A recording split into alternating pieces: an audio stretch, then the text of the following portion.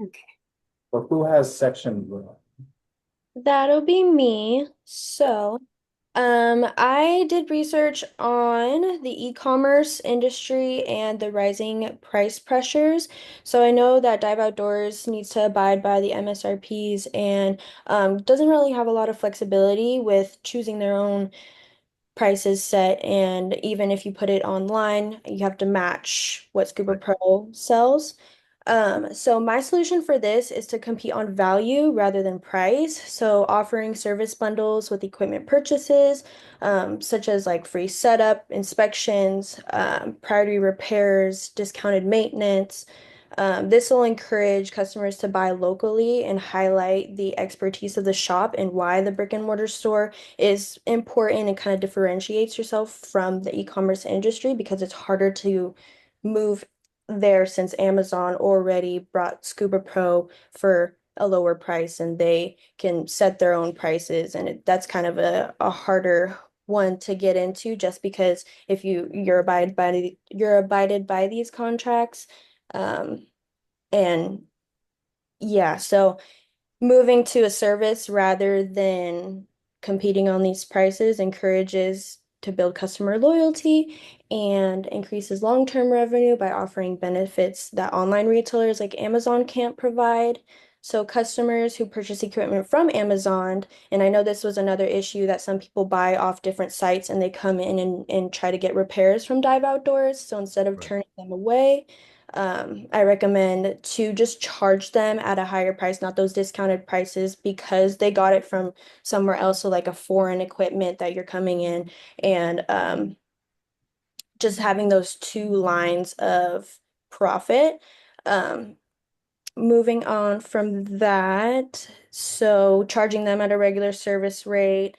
Um, and so it does allow for those two streams of profit. And although there's still a rising online presence and a lot of people value that convenience of just coming straight to the door, um, customers are still willing to stop by the scuba shop and get those repairs. So to receive repairs, which shows a niche and added value to the brick and mortar store, I think will really drive those profits rather than trying to focus on how to be flexible with those prices when you can't be super flexible just because of those contracts. So, yeah, that's my recommendation for the e-commerce and the pricing pressures. Did you have any feedback, comments? No, no, I appreciate that. There's how to say this. One of the problems, I don't know if Josh went into this, is I have we both have separate businesses. So I'm an attorney, during the week. And Tyler is a enrolled agent with the tax business. Um, so getting all these recommendations, we have to do it. It's the capital, So for example, if I want to put anything online, it costs me about $500 just for minimum changes on our website. So this is the thing to I have I think these are great things, and we just have to work on it slowly to get this all done. Uh, no, but thank you very much. Yeah, the challenge with as you're all going to see, the challenge for brick and mortar stores in a economy, especially with the younger generation, where they're only interested in a sort of a passive retail encounter, right? Where you just want to do everything online. Of course, it doesn't work in the scuba industry because it's how are you going to learn to get scuba certified except through a retail store? Um, so even Scuba Pro, all these manufacturers that are selling online themselves and giving to Amazon, and there's scuba.com, and there's some other ones that don't have retail storefronts either. It's all short-sightedness on everybody's part, because if no one's getting trained, it'll kill the hobby.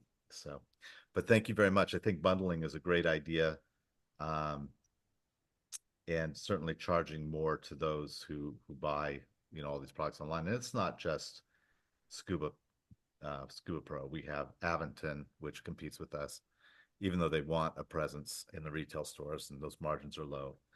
Um, So anyway, thank you very much. Appreciate it. Who next? Actually, I am with section two here. Let's see. So my section was on cash flow and financial sustainability. So what I gathered, your primary issues are kind of twofold. The bigger issue is to start the company. You and Tyler were not able to go get large sums of money from the bank or like loans to start up the company. So you had to utilize credit cards. Right. This right out of the gate puts Dive Outdoors in a lot of credit card debt. So not only are you paying your interest every month, but you're paying for all the other, expenses that go along with the store. So you're already in a deficit. So one of the bigger issues for Dive Outdoors is to get out of that debt. In order to do that, you have to be making monthly profits. And so there, the second issue is your profit margins. Your profit margins on many of the products, and you can correct us on if we're wrong on any of these, but like you mentioned, the bikes having very low profit margins. Right. It Um, gets people, it's one of those things that gets people in the door, but it does take up a lot of retail space. It's a catch 22. yeah. Um, we could do the whole thing with scuba, but then nobody comes into the store between Yeah. October and June. So, what do we do? It's how do you be flexible? Uh, how do you accommodate different interests? So, for example, these air rifles that have come into our store as of late, that's only because of the sort of the interest. We have the only compressor in town, the air compressor for these guns. And everyone keeps asking, well, why don't you carry these guns? Why don't you carry the ammunition? Because there's no one else in town does it. Everything else here is ammunition based. So, traditional rifles. No one's doing it through air compressors. So it's one of those things where it was customer demand that motivated this. Now, at the same time, my business partner is a avid hunter, loves guns, and so this was a happy coincidence. Whereas I am not a gun person, so it is a.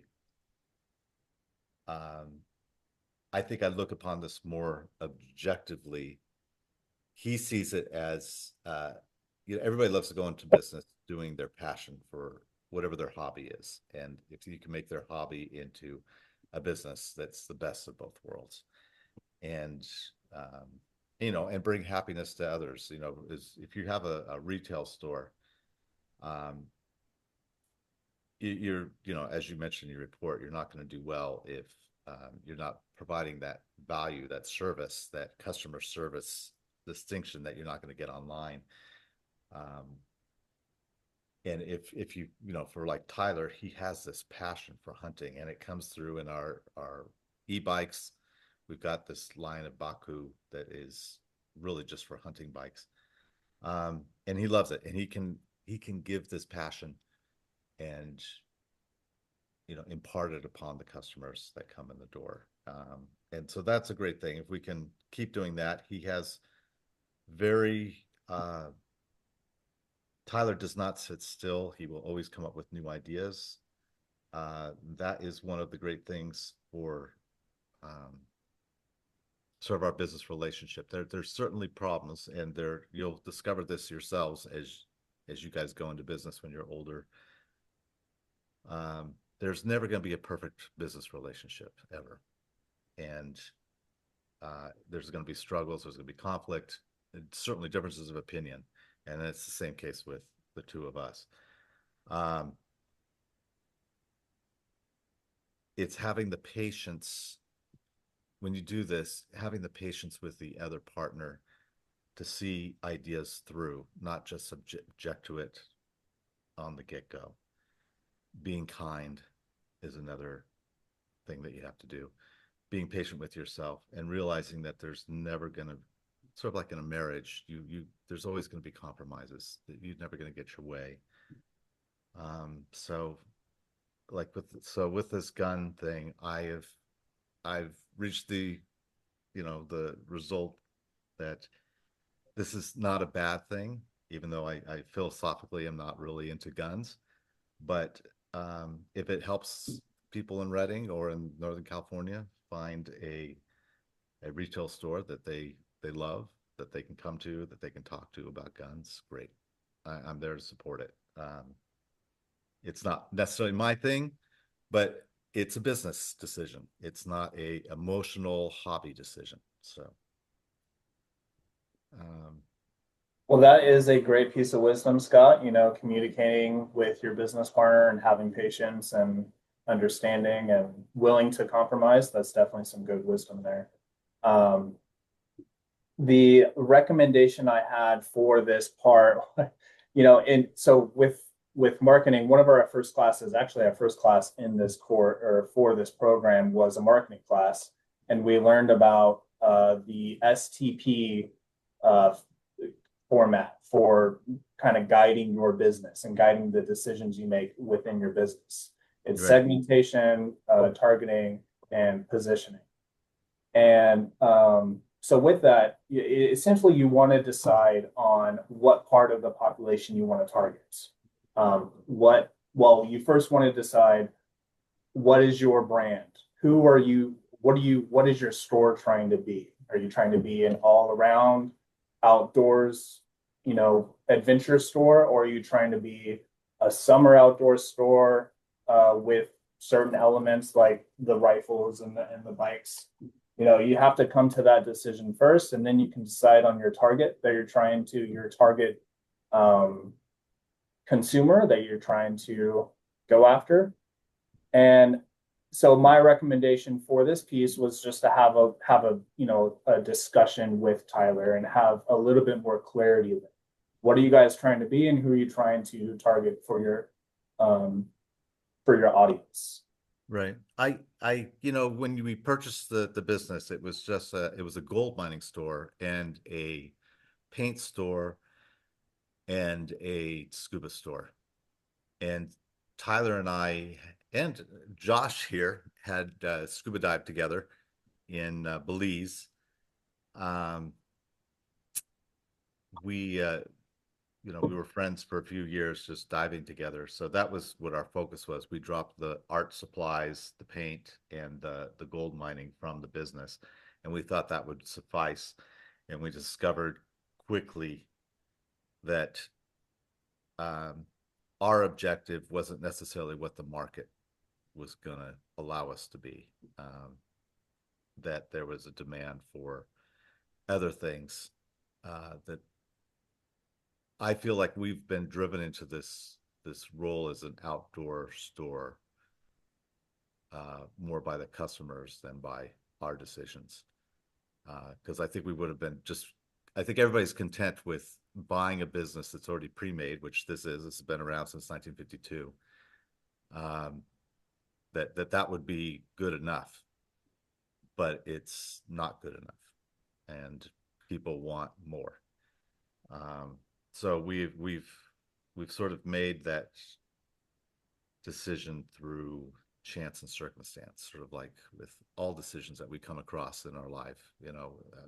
How many of us knew that what we wanted to be when we were older? I mean, aside from being a fireman, being a pilot, the dream jobs that we have as little children, but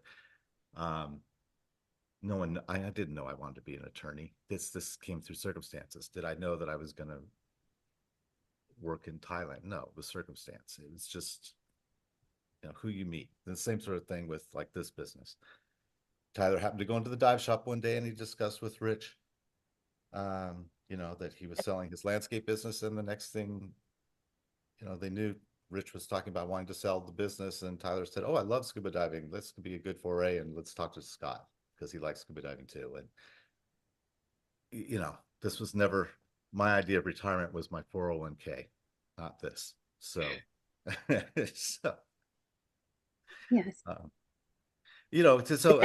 it's for I know this is a learning experience for all of you because most of you probably have not done a business yet.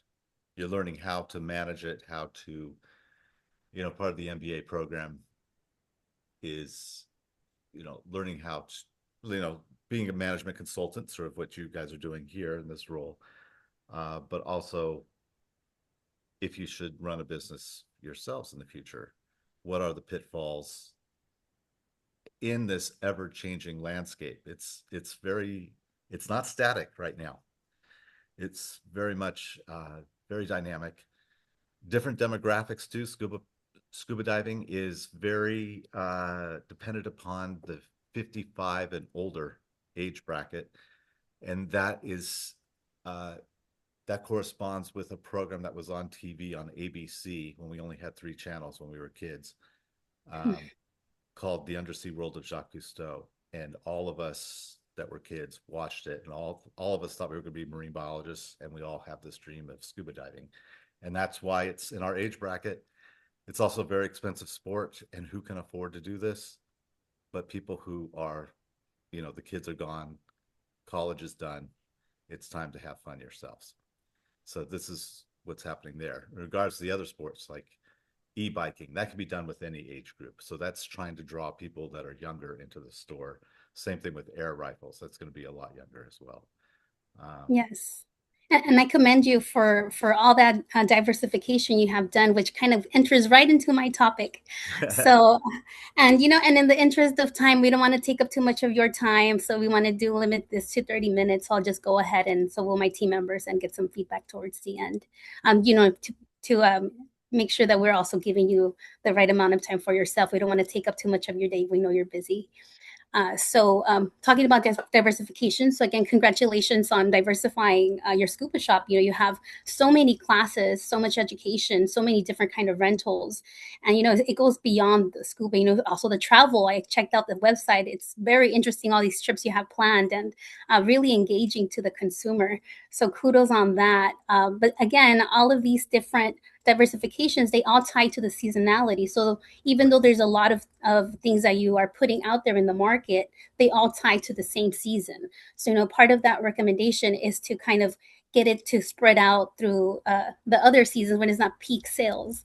So that comes together with making sure that you have a 12-month forecast, and making sure that you use some of those peak sales and allocate some of that money to the other months when there's lower sales, because you do have those fixed costs. Like you said, brick and mortar comes with a lot of fixed costs. So being able to take some of that and plan for it in the future. I'm sure you're already doing some of that, but being very intentional, and again, putting in perhaps membership programs. So definitely customer retention is important. You want to have those loyal customers, but without having a structure for them to continue bringing profit to you, it doesn't make as much fiscal sense, because you could have customers that come back but not necessarily spend as much money and bring you as much revenue.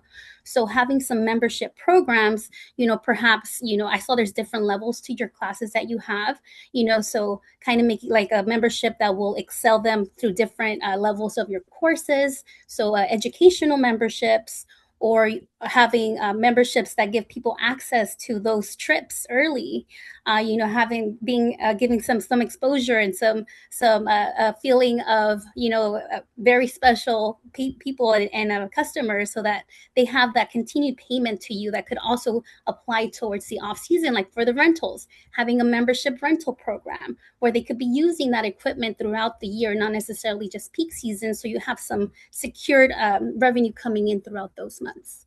So something to think about. And now I will pass it on to my next team member. Thank you. Thank you for that, Elizabeth.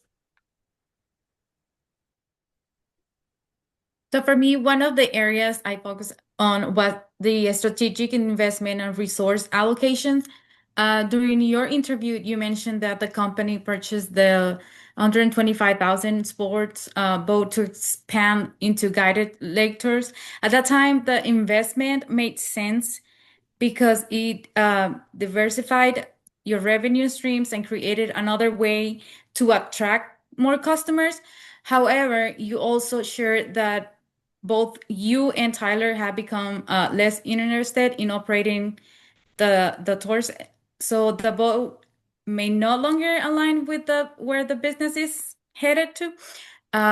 From a strategic perspective, the issue isn't necessarily the boat it was that was a bad investment. It is that your business priorities have changed while the financial commitment remains the same between the monthly loan payments, insurance, maintenance, storage, and operating costs. The boat continues to tie up capital that could potentially be used elsewhere in the business. Because Dive Outdoors is already dealing with limited cash flow, seasonal fluctuations, and the inability to invest in winter inventory, I think it will be valuable to conduct a formal cost benefit or ROI analysis of the boat, looking at the annual cost of ownership compared to the actual revenue generated from the lake tours will provide objective data for making a decision. My recommendation isn't simply to sell the boat, it is to make sure that your investment still aligns with your current business goals and to provide the best return for the company moving forward. Thank you. And then Scott, I was working on the leadership, operations, and decision-making process of this. And so after looking at everything, I think the first step is for you and your business partner to have a formal meeting and kind of decide where the company is going and who's going to be doing what moving forward. So whether that's a consensus type of decision making between the two of you at, maybe monthly meetings or quarterly meetings, or whether it's you or him deciding that it'll be more of a delegation of authority on this is what we're going to do and let's implement it over so many, months. But I do believe that you guys should discuss a new business plan or at least an updated version of the business plan that aligns with where the company is going and where you guys find that, you're getting more of a return on your investment. Um, so like my teammates have suggested, it's moving maybe away from more of a seasonal summer, spring type of business into a year-round business. And that could include, opening up your guys's business to more winter sports, skiing, snowboarding, snow tubes, because I know Mount Shasta is only about 100 miles or about an hour from you guys. Right. And so you guys could technically be like a gateway store to Shasta during the winter months so that you guys can kind of compete with the the snowboard companies on the mountain. And you guys might even be able to, um, sell or rent gear at a lower cost than they would get on the mountain. Um, and I would think that because I don't know how many employees you guys currently have. Is it just the two of you? We have two other part-time employees that cover for when Tyler can't. Okay. can't So that was another part of my analysis is because you guys might be spreading yourselves a little thin. Um, you guys could partner potentially with the local workforce development program in the area and see if you guys would be able to implement a work study program through like the local college that's there in Reading. And the federal government would be able to pay up to 50% of the wages for a couple part-time employees. That way, it kind of takes a little bit more of the burden off of the two of you guys being there every day. And it would also allow some students to get some work experience while they're in college. I know that some of the requirements for that is, you would just need to have the position that they hold align with whatever they're studying in college. So I think it would be best for you guys to maybe reach out to the business departments or the marketing departments. That way they have a set focus on kind of implementing whatever your guys's business plan would turn out to be. And then lastly, I know my my teammate mentioned the speedboat that you guys spent money on. Right. It was like $125,000 maybe. Right. And at the time, like she said, it probably made sense because you did want to diversify your store and make it kind of a hub for every hobbyist to go to. But I think in the long run, it might benefit you guys to think about potentially selling the boat because it would eliminate some of those fixed costs that are coming out every month, regardless of when peak season is. And that way you might be able to pay off some of the credit card debt and invest in maybe products that can sustain you guys throughout the year, such as the snowboards, skis, and maybe snow tube rentals. Um, yeah, that was my recommendation. Thank you. Thank you, Valentine. Thank you. So overall, those are all the recommendations that we saw from the interview that you so graciously gave us. So thank you for that. And I know it's more than just taking recommendations and actually putting them into your business model, which you're more privy to that data and to those numbers and the logistics of it. Because all of these recommendations take a lot of time and they also take a lot of planning. Right. So it's also to see what's in your bandwidth and what accommodates your business model. But we definitely appreciate this time that you have given us and are open to any questions or feedback that you may have. Well, I thank you all for listening to that long interview with Josh and taking the time to even care about our business. Then that means a lot to me. So, and thank you, Josh, for caring about my business enough that you set your class to doing this analysis. So thank you all very, very much. Of course, it had nothing to do with my own selfish reasons at all. Anyway, I wish you all the best of luck with your master's program and Thank you, Scott. success going forward. So you have many, many years of interesting life, especially with AI coming into play and screwing everything up. So anyway, take care. Thanks again, everybody. Thank you, Scott. Okay, goodbye. Thanks, team. See ya.